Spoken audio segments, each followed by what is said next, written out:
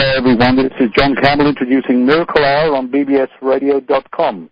Welcome to our listeners all over the world on this beautiful, wet, freezing cold English evening where I am over here. And I'm sure the weather's a lot better where you are. And the first thing I'd like to do is to say that last week, while I was away on a little vacation with some of my family, my beautiful wife stepped in at very short notice. I'm sure you all noticed a different tone and some dulcet Australian tones coming over the air, and she did a wonderful job, and amazing to hear her, and I was able to listen in, which was really exciting. So I just wanted to thank her for that and for the wonderful way she brought everybody in, and it was a great job. So hope you all enjoyed that. And also, while I'm at it, to wish Don a great vacation, because he's vacating with some family this week. So he's away from the station and stepped in and doing a great job there. And tonight, or this afternoon, wherever you are, I'm really thrilled to invite Dr. Jane Major onto the show. And Jane is going to talk to us about her work, which I think is incredibly needed and very interesting what she's doing. One of the things which I know is quite horrendous at the moment in the world, in the physical world anyway, is the level of divorce that's happening. And although this is Miracle Hour, there are miracles to be had in all of these things. And the other thing is that the amount of conflictual divorce is the sad case, and there's a lot of very spiritual divorces, and there's some amazing literature out there about those. But there's also the other side of the coin, and Dr. Jane Major is doing some amazing work helping parents and children and families to get through some of these things, and she's going to talk to us about that work tonight. And if anybody wants to call in, the numbers are there for you. Please feel free. From the U.S., it's free phone 877-876-5227. And from Canada, it's free phone again, 888-815-9756. So without further ado, I welcome you onto the show, Jane, and it's great to have you here. Oh, it's a pleasure to be here, John. Thank you for inviting me. And Jane, Mary and I first came across your work, really, when we were browsing the Internet, trying to get some help for ourselves, with some of these situations that sadly arise. Could you tell us, first of all, a little bit about your own background, how you got into this work and where that all started, a little bit about your own history? It's something I love to do, and I know people like to hear about those things. So would you like to do that for us? Certainly. I'm happy to do that. I became interested in parent education because my husband and I adopted two very severely abused and neglected foster boys, and I discovered, aside from the challenges that they were presenting, is that I wasn't a very good parent, and I didn't understand why, and it was very obvious that my husband was a much better parent, more effective than I was, and I needed a doctoral dissertation topic at that time. My doctorate's in philosophy of education.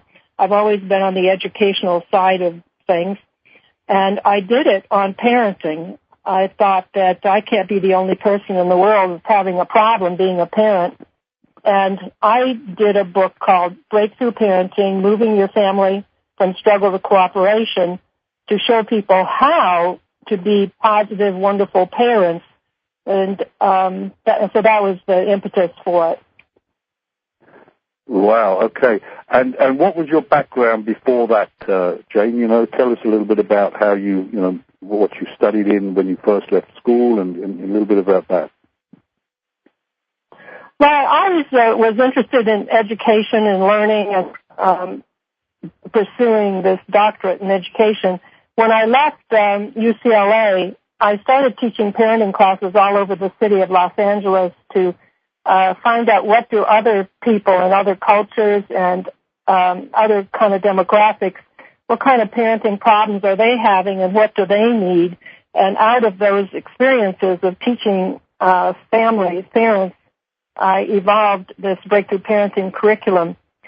I also found that people are constantly seeking better ways of being parents because they often run into such difficulties. It's very painful in the family to see things not working out. Yeah. Yeah, and did you find that with your own, when you started getting, I mean, did you study at something? I mean, apart from studying education, I mean, presumably your only experience of parenting was from your own being a child, I guess. Well, my being a child was very problematic in terms of my becoming a good parent later on, because my mother was, nobody knew it, but she was moving into schizophrenia, or was schizophrenic, and so I wasn't very well socialized, with no eye contact and little conversation or involvement in my life. I grew up with a lot of parallel living, and thank God for my father, who was no intellectual by any means, but he did supply for the family in wonderful ways for which I'm grateful. But that's what set up my situation. I've taught parent education classes for 25 years straight. 50 weeks a year. I have a 10-week curriculum that repeats itself 5 times a year, so people can come in at any time. And I work with them in the key kinds of qualities and skills that they need to be wonderful parents. And that's why I call it breakthrough. They get a breakthrough. Right. Right. And did you design these? I mean, or did they evolve sort of organically? I mean, how did they come about? Well, it came about, a lot of it, from my academic studies, because I needed to find out what of the finest minds in the world ever said, to what end do we parent children, what is the goal. And then I read many, many how-to books, and I discovered that I didn't think any of them, well, they all had really good ideas, that I didn't think any of them presented enough of a cohesive philosophy of being a parent. And that's where I think that I have a really excellent contribution, is how do you live your life? How do you live a self-actualized life and be in a family? How do you involve everybody in the family and not just the children? So it's really a personal growth program that I put together. Right. So your parenting classes actually are experiential? I mean, do people get into kind of feelings and all that kind of stuff during the classes? Oh, certainly. And I do a lot of role playing. Parents will bring their problems, their discipline problems and I will have them role play in the class so they practice the techniques on situations that they actually are dealing with their children. I think that's an extremely effective technique. Sure. Yeah, I mean, I think the thing that really hit me when I started to look at this was the obvious, which is obvious, until recently there have been very few resources to actually get parenting classes. And I know when I started my own conscious journey about 10 years ago, that was one of the first things I did, was to seek out a group parenting class situation. I think the frustrating thing was that my wife at the time didn't join me on it, and that's what I really wanted, because I recognized this was a two-way street.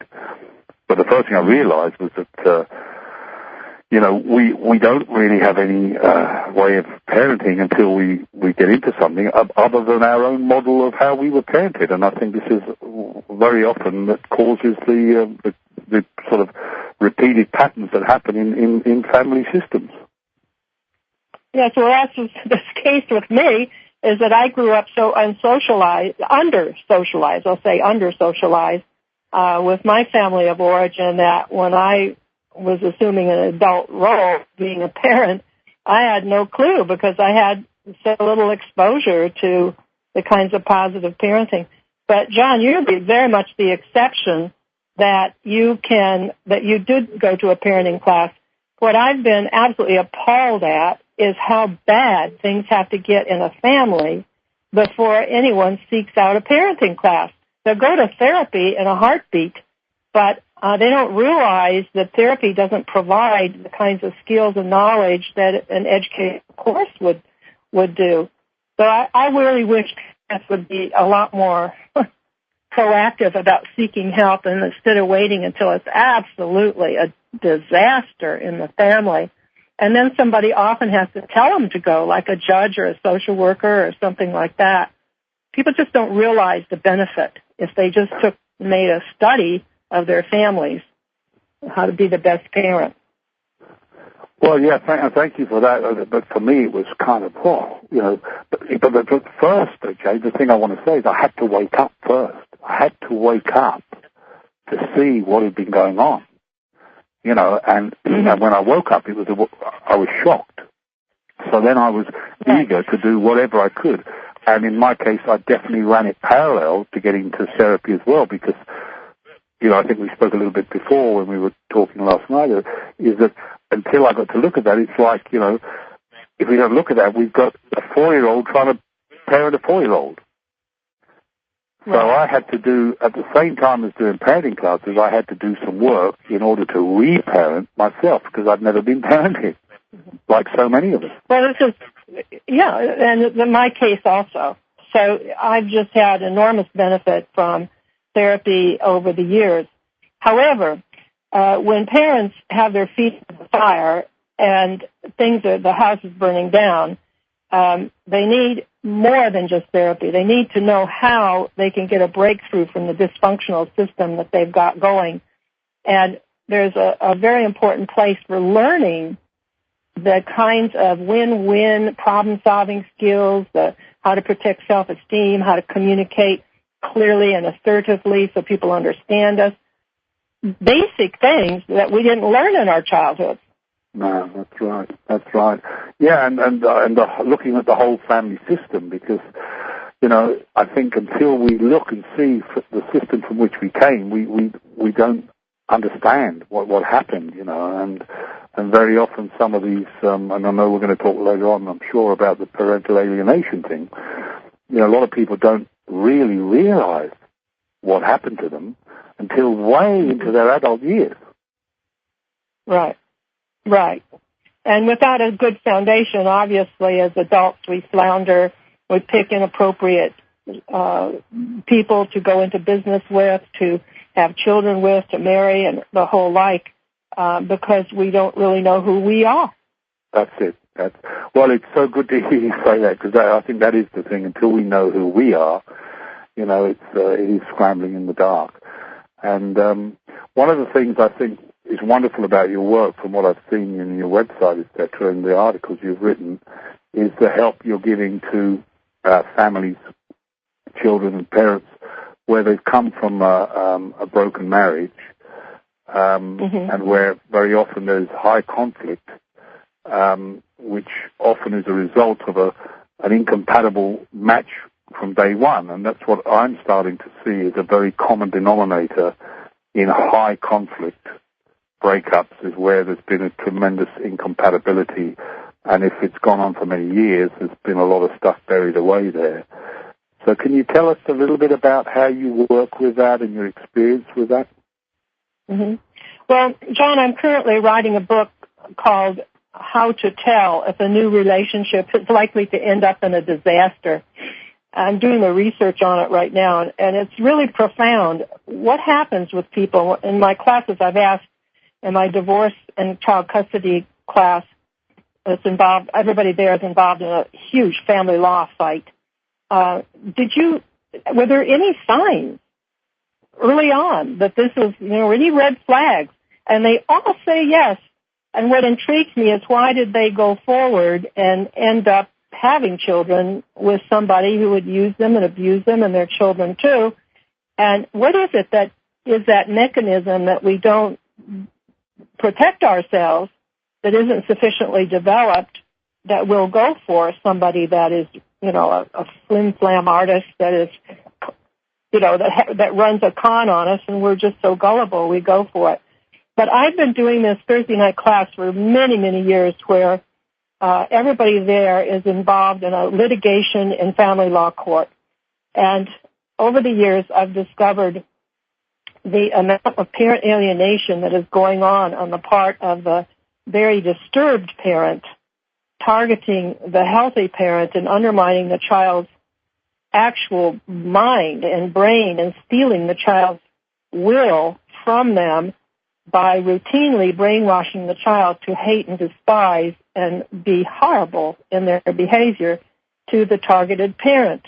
I had many of these parents in my classes, and they're just obviously in a world of hurt. Just don't know what has hit them because, what did they ever do to deserve this kind of behavior? I tell them it was just a train wreck that was going to happen regardless of who this person married and had children with, that this would be the result. Because there are very sick, disturbed people that just have their minds together, their morals together with baling wire and bubble gum. When anything big happens to them, like a divorce, they just become unglued and become so reactive and punitive that it's beyond the pale of decency. Yeah. No, I mean, I can really understand that, and that's what I'm seeing now. Is that when eventually the parent who's been targeted decides enough is enough, and I'm leaving here, and is looking really for just peace and equal parenting and all the rest of it, invariably the deserted parent will become incredibly vindictive, and that's when all the problem seems to start. That it's almost like you have committed a crime by getting out of an unhealthy relationship, and you shall be punished till your dying day, type of thing. That is. Do you have that kind of situation in your classes? Oh, over and over and over again. That's the number one client that I have, is that they've just been hit between the eyes with a 2x4, and they're seeing stars, and nothing makes sense to them. And then, as if that isn't bad enough, they try to resolve their problem in family law court. Now, that's a can of worms, if there ever was one. It really makes a difference how people present themselves and show up, and what attorney they have to represent them as their advocate. There's many, many devastating. It's the e-ticket ride on the roller coaster from hell. It is a problem getting any kind of justice or any kind of fair decision through the family law courts, because they don't understand. The family law people, lawyers and judges, went into law because they weren't that interested in the psychological mechanisms of the human condition. And now you have them in a position to be making judgment calls over very complex and difficult psychiatric issues that these parents are bringing to court. And the opportunity to get it wrong and the opportunity to exploit the situation because of the high emotionality of it is very, very grave. Well, that I can definitely understand and definitely concur with that. It has shocked me not only the attitude lack. I'm always a little bit. I don't want to sound unkind, but there is something about some people in that profession where if you can actually go out and receive money to defend somebody who in your deepest and every other person on the planet knows is guilty of something, it brings into question the whole morality of the actual profession. Not to say there's no exceptions to that, but when these cases have come before them, and I've seen the lack of understanding and their ability to be conned by an alienating parent or a disturbed parent, who is so desperate because they're hung up on this winning and they're wanting to beat and they want to act out all their resentment on the other partner with virtually what appears to be no consideration for the child at all, and then to see judges making decisions which don't seem to have any thought for what's best for the child, Yeah, it's frightening. It just is frightening. I just read a book, by the way, a Harvard professor, Martha Stout, who wrote a book called The Sociopath Next Door, and she makes a big point that 1 in 25 people is a sociopath, which means they have no moral conscience whatsoever. And it is never about the children. It is about winning and domination with these people.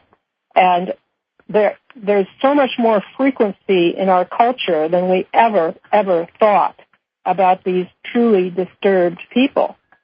So, yes, it's all about winning and domination, and they don't have the ability, they don't have the moral conscience to actually do what's right for a child. But everybody is there to serve them and their interests, not for them to be taking care of anybody else. Exactly, and I mean, it's really, really frightening to think that there are a lot of those sociopaths in the system as well, you know, as judges, as lawyers. I mean, I saw a wonderful title of a book. I can't remember where I saw it now, but it may have been from you, was Snakes in Suits. And it was talking about, it was called Snakes in Suits. And it was talking about these people, you know, who end up in positions of power and authority, and you see it all the time in government, etc. But when it comes into these areas where children are involved, and they get caught up into the winning and losing themselves, you know, it is terrible. And I still think that a lot of that comes from because they themselves are wounded. You know, that's clear.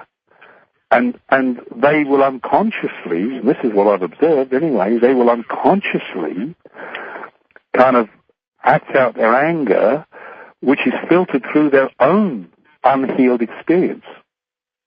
And that's why I think we get some horrendous decisions made by judges and social workers, etc., because they're actually, you know, filtering through, and I want to underline that it's unconscious, so they don't know they're doing it.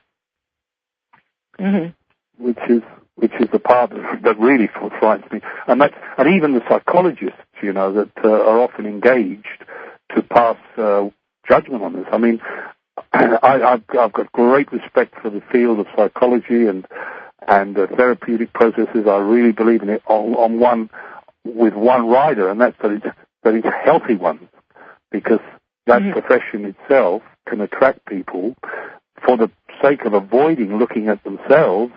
They focus on others. So the only ones I want to have anything to do with are the ones that have done their own healing. And it comes to that old, whether it's a scripture thing or it's a spiritual thing, you know, heal thyself.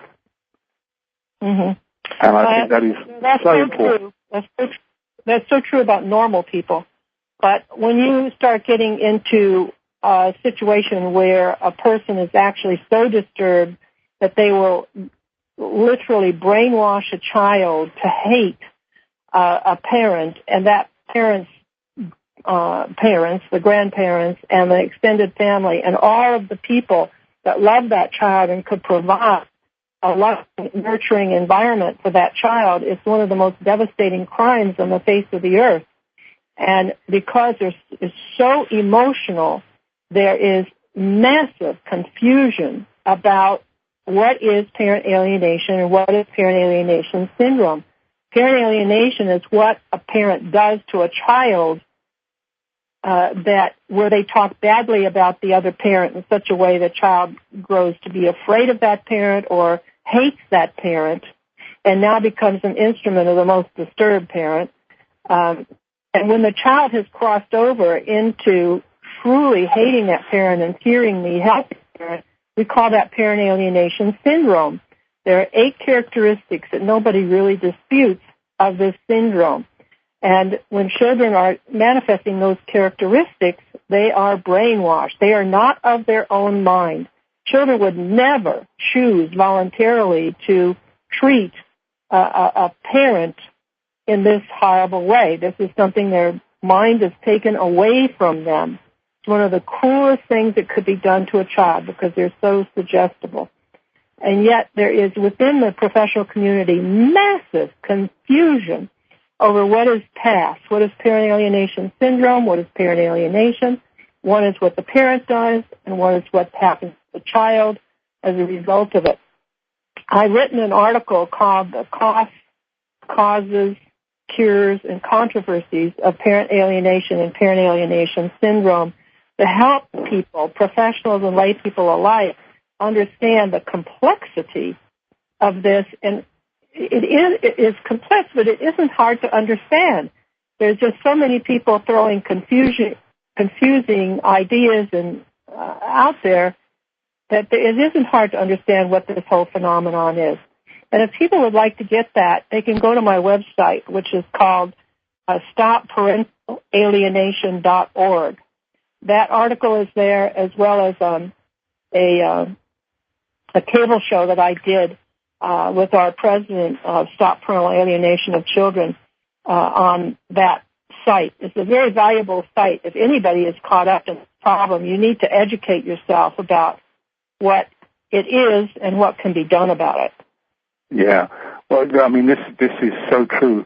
And, again, I think the greatest knowledge is always coming from your own experience, And what I found, in my case, I definitely experienced that from my mother, who continually told me that my father didn't care about us, and that's why he was traveling abroad all the time when he was working and bringing in he was the sole breadwinner, and actually didn't love us, and what did I do? I withdrew from him. That's what I did. And I withdrew from him, and because I believed it. In my case, I have to tell you, I woke up to what was going on. I don't know why I did, but I was only quite young. I must have been I'd probably been about 12. And when I woke up and understood what was going on, I then got angry, even as a 12-year-old. But of course, what I did, which again is probably not a healthy thing, and it set me up for a lot of codependency type of behaviors. But I wanted to make up to my father for that lost time. Mm-hmm. So, I'd do things like I'd string up, welcome home, sort of thing, when he coming back from one of his trips and all the rest of it. And of course, what happened was I turned against my mother. Mm-hmm. And you see, even that's one of the things I wanted to explore and see what your experience is, because there will be. I was always an inquiring young child. I was always asking questions. I realized pretty early on that the education system didn't really suit me, and a lot of questions to ask about that. But when I actually woke up, and then I'm not going to hide the fact I really did get angry with my mother, and I can remember having, toe-to-toe shouting matches with her at 13 years of age, Mm-hmm. And to an outsider, and my father never, ever, tried to do the same thing to me as she had been doing, In fact, he would make excuses for her and all that kind of stuff for her behavior.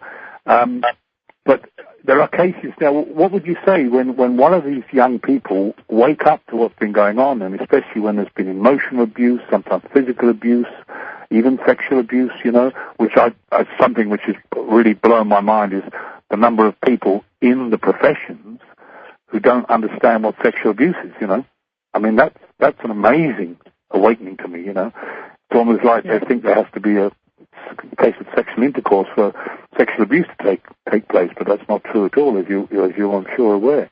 But what happens then when one of those young people wake up and then they, by themselves, they get angry and they don't want to have anything to do with that parent?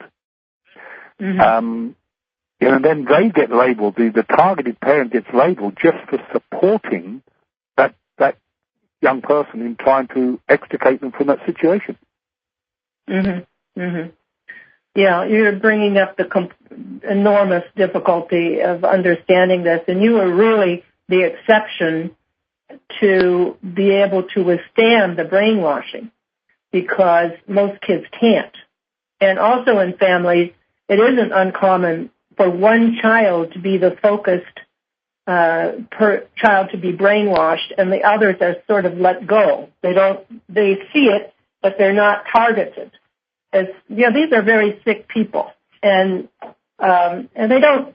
If they're truly a sociopath, as many of these people are, they die a very lonely life because they can't be there for other people at all. It isn't just even about their children or the other parent. It's about anybody.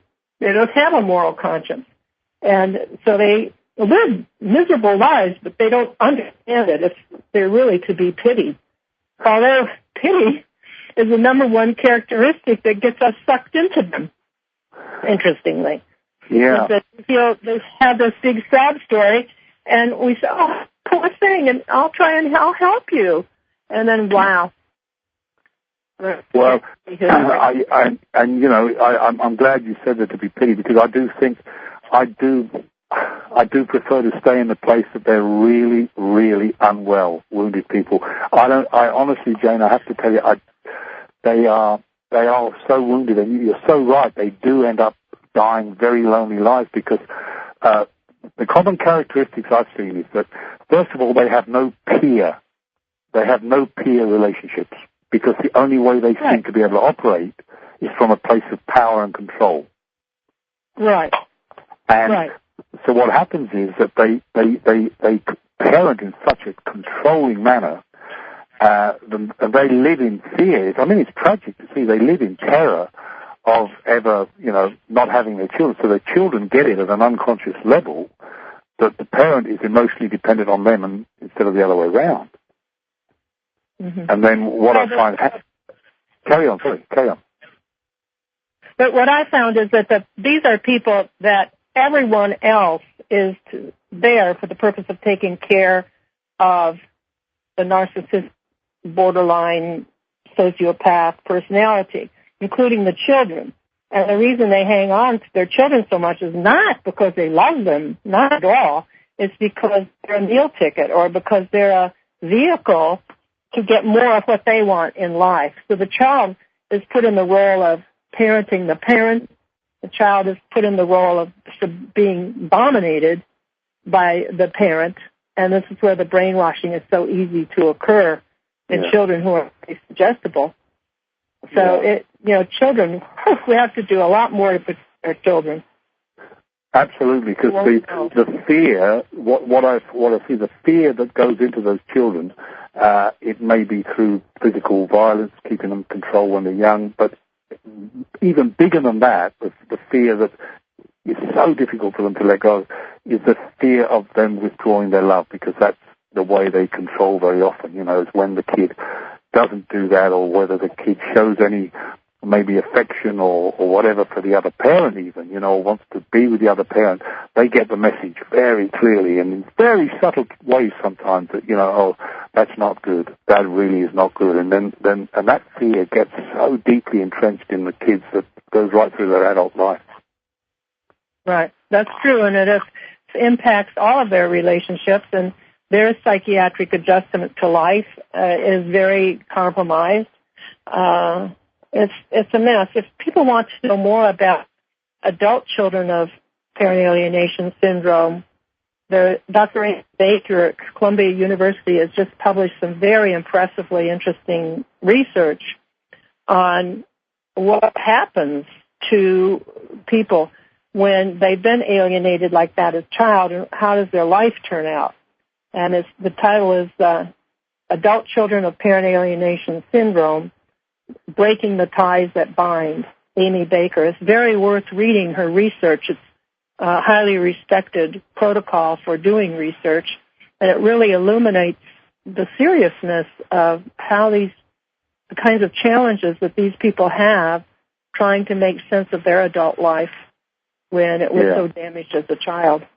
And Jamie, is that a book, did you say, or is that papers? Could I what? Is that a book by Amy Baker, or is it a research paper? It's it's a whole book. You can get it on Amazon.com or yes. Yeah. Okay, that'd be great to give that to our listeners again, if you could. The name again? Could you repeat that for us? It's Dr. Amy Baker, Adult Children of Parent Alienation Syndrome, Breaking the Ties Bind. And that's Dr. Amy Baker, A-M-Y Baker, yeah? Uh-huh. That's great. And people, if they're really interested in this, I do recommend the articles I've written on my site, stopparentalalienation.org. I have several articles there, but the one, if you want to go in more depth, is the causes controversies of parent alienation syndrome. That's an article I'm really proud of, and people have said that, it's very informative of helping them get up to speed right away. And also, we're working on a DVD on the subject. If anybody wants to be involved in that, we'd love to have your help. Okay. A DVD on the subject of it, because so much has been written. Who can read all of everything that's been written? Exactly. I'd like to get I'd like to get this DVD out so that people could watch for an hour an explanation of the phenomenon and get up to speed as to what it is and what can be done about it. That's phenomenal. That would be wonderful because, there's an old adage, and a picture says 1,000 words, that they can get people looking at a DVD. Right. Called Stop Parental Alienation of Children is the project. It's the worst kind of child abuse known. It's worse because even with sexual abuse, it's horrible. People can recover from that and be okay, but if people have brainwashed a child, they're very rarely okay from that. They've been robbed in a very serious way. Oh, absolutely. Absolutely. I totally understand that, and I think the anger that can arise in the targeted parent when they realize what's happened. Because, you were talking earlier about how dramatic and ferocious this can be, but it can also be very subtle, isn't it? It's insidious is the word that comes to mind for me. It's insidious, You're right. Little tiny put downs about the other parent, about their family members, stuff like that, in most divorces that goes on and it dies off. There are 3 stages to parent alienation, and the first is that mild stage, the subtle stage. If you get afraid at your daddy's house, you call me right away, okay? Is there anybody sleeping in your mother's bed? You tell me if there ever is, okay? That kind of thing that tends to die out. But if it goes into the moderate or the severe obsessed category, it gets to the obsessed category. There is no protocol. There's nothing we know to bring these people back. It's done. And the only thing you can that's a really frightening concept, though, Jane. Do you not feel that everything is healable, that everything on this planet is healable, with the right help? Well, when it comes to the books I've been reading, the Without Conscience, Robert Hare's book on the psychopath and the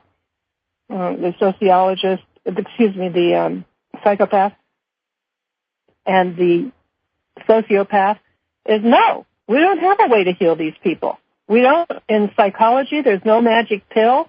There's nothing that's going to fix them. And that's what I talk about in the article, is that people think, well, if they just go to therapy. But if they're in that category, therapy only makes them worse because it makes them better manipulators. It does not build a conscience. You can't. Once that child is grown, it's a done deal with these people. We don't have any record of them suddenly get kind unless it's for the purpose of manipulating, winning, and dominating somebody. There are some really disturbed people out there. If 1 in 25 people are sociopaths, meaning they have no conscience whatsoever, no compassion, no empathy, no sympathy, no pity. Yeah. That's pretty scary. Yeah, I guess maybe I'm not maybe I'm an idealist, but I don't know. I think, especially at what we're learning about quantum physics and creating our beliefs, et cetera, now, that I just got to keep open to, this is called Miracle Hour, so I just believe in miracles. But I do put a rider on that. It takes the cooperation, because that was one of the questions I was going to ask you. In your classes, do you ever get like both the warring parents from a divorce working together in a class? Oh wow! I had one couple that was so sick, and that I just asked them not to come back. Lord, they were just so disruptive of the rest of the class, and they're bringing their problems in. I said, now I have 2 classes, so with those kind of parents, I separate them and put them in different classes, but in the War of the Roses here, no, they can't be in the same class together. No. Once in a while, that can happen. Yeah, and it is very interesting you said about the fact that, you know, if these type of people do get into therapy, sometimes it makes it worse. Yet some of the judgments that have been made, like court orders insisting that, you know, both parties go into this kind of therapy, and well, my experience is the healthy parent is like very eager, will go in and say, yeah, let's see what we can do, and ready to look at themselves, because it's interesting. Everyone has certain traits which fall into some of the traits of borderline or narcissism. Everyone has that, but the real test as to whether you really are one is that a real one would never even consider they are one, type of thing. You know what I mean? Right, absolutely. So what happens? The judges are actually doing this. I mean, do you work yourself trying to educate the judges or the legal system at all, lawyers, family lawyers? Really, I'd love to, but it's really sewn up. I've talked to people who would be in a position to be on the inside track of judicial education, and for the most part, they never get so deep in educating family law judges as to even go into this subject, because in the colleges, they're spending the time just on what are the laws, what's the protocol, what's the whatever to do the job, and they never get into the finer points. It's only the experienced family law judges that are devoted to family law, because here, I don't know about England, but here, judges from civil, criminal, corporate courts cycle themselves out and retire in family law court, because once they retire, they can do private judging for the tune of $500 an hour or more, $600, and they can make their own hours, and they can earn tons of money doing it. So they become private judges, and they don't have very much experience at all with families, and they could be coming from a horribly dysfunctional situation, and that person could be a sociopath himself or herself. You mean the judge? So it's yeah. Yeah, absolutely. We really have to question some of the judgments when the evidence is overwhelming that this person is out of control. I'm working on a case right now where the woman is an absolute, apparently incurable alcoholic drug addict, and the judge said, instead of limiting the child with the daughter, the 5-year-old daughter, said she needs to be with the daughter so that she will have a purpose to get sober. You know, she's done horrible things. And the judge, you know, you have to really scratch your head about what is going on with when a judge would say such a thing. Instead of protecting the child, well, the mother needs to have the child to take care of her to have a reason to get sober. Oh, boy. Yeah. Well, yeah, and that's right. And I saw a piece on the internet about a recommendation made by top psychologist in Canada, you know, where he was virtually recommending the same thing for a child, you know, because the father, I think it was the father in this case, would be distressed, you know, at not having the child, and would need the child for his own comfort. So, I mean, right there is a red flag. Yeah, you just shake your head at these decisions. Yeah. And they have to go back to court and back to court and back to court. Here our process is that there needs to be a psychological evaluation of those kinds of families, and that's a whole other wrinkle that could be fraught with trouble. A lot of the evaluators are excellent, and they get it, but I've got a case right now where the evaluation was excellent all the way through, but the recommendations at the end were as though it was somebody else. The recommendations just didn't fall out as logical. Yeah. It was like the evaluator was thinking about someone else when they finished the report. It doesn't hang together. Yeah. But do you feel that it is a child's birthright to have an equally loving relationship with both parents? Do you come from that place? Oh, absolutely. The best parent is both parents. The Children's Rights Council of Washington, D.C., that's their motto. I've been a member for years. They're wonderful people. they really get the importance of shared custody. Yeah. And to think that a mother by herself, being a single parent, could take the role of a father is preposterous. Yeah, and vice versa.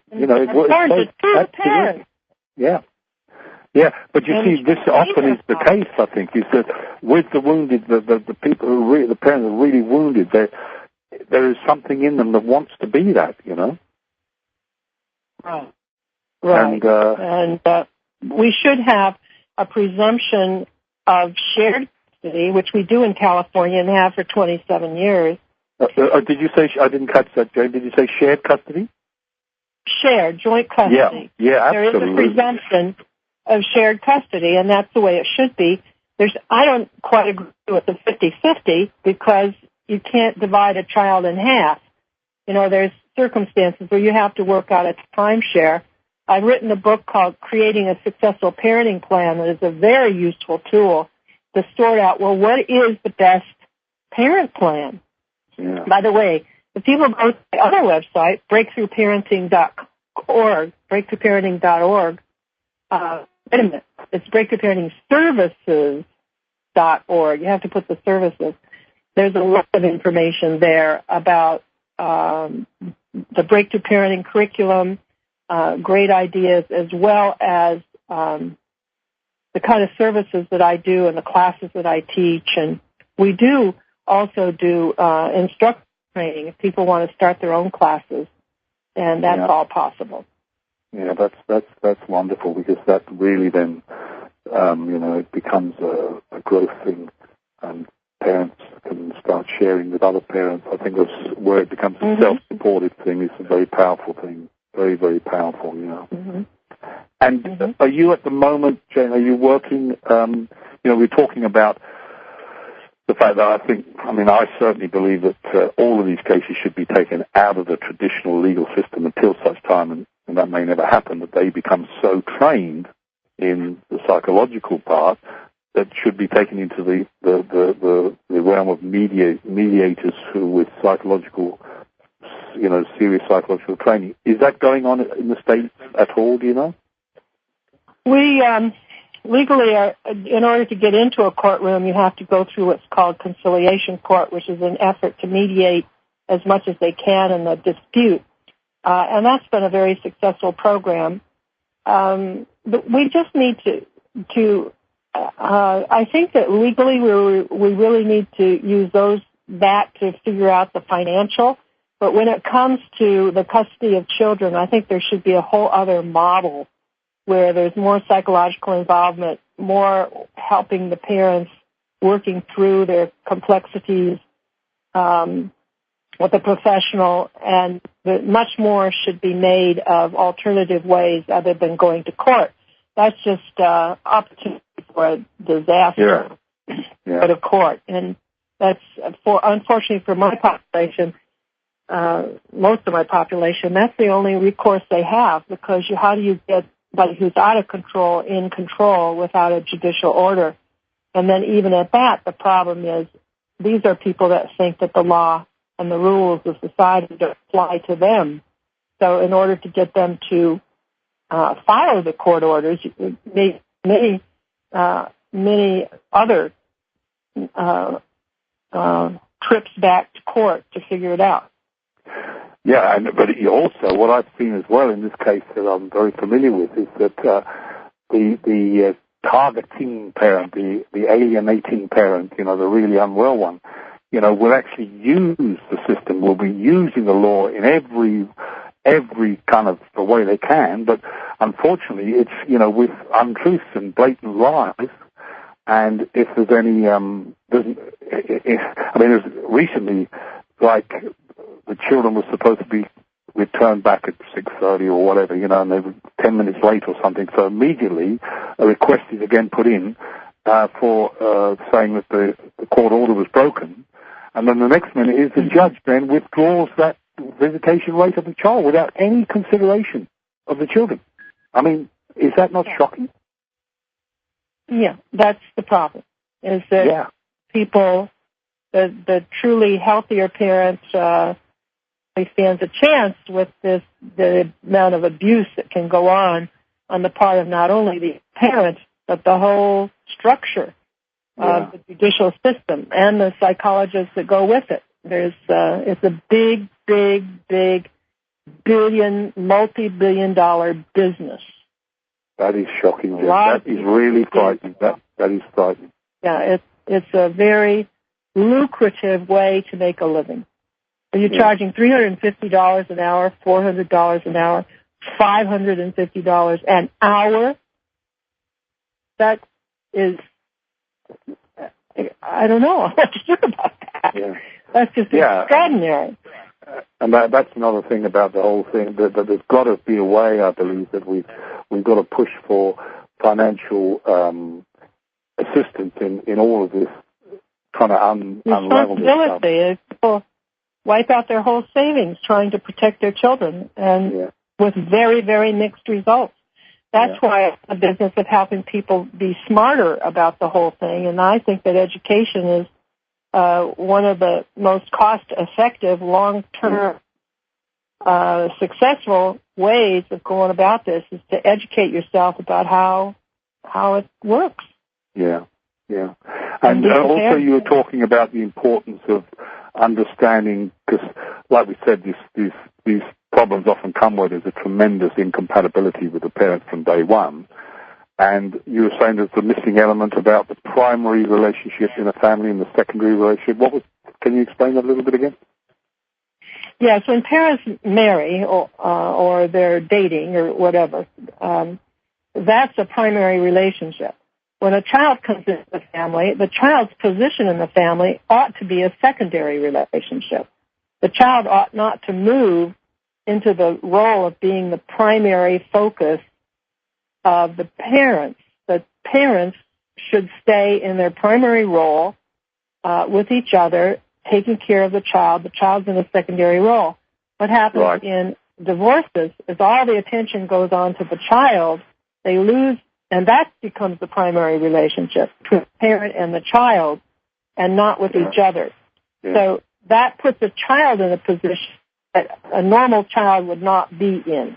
Yeah, that really rings true, and with some other trainings that I've done with some people in California, the new couple, and they talk about the king and queen, always having to be on their thrones, and that is the most important relationship in the family structure, because if that relationship is sound and loving and respectful, jointly respectful, and that the children see that, and that's what gives the children tremendous sense of security. And a foundation on which to build their lives. Yeah, and of course that's needed in education, generally about relationships. Because again, if you haven't come from that model, you're going to draw in that situation again. So, well, there's a lot covered there, Jane, and I'd like if you could, just before we wrap up, you just give out again your 2 websites, please. Okay, thank you. It is stopparentalalienation.org, and the other one is breakthroughparentingservices.org. And if anyone wants to email me, it's JAYNE MAJOR @gmail.com. That's fantastic. Well, Jane, this has gone like a fly in the night. I've never done a program where the time has gone so fast, and I was thinking this is going to be a bit too heavy. It might be a struggle. So I really want to thank you from the bottom of my heart. It's been fantastic having you on, and I know Mary and I are keen to get down to see you sometime, because I think we've got a lot to share there, and certainly to support you wherever we can. And I look forward to hearing about the DVD. So very many thanks for coming on the show today, Jane. Thank you. Thank you. My pleasure. Absolutely. Thank you, John. Thank you. Have a great evening. Bye-bye now. Okay, bye.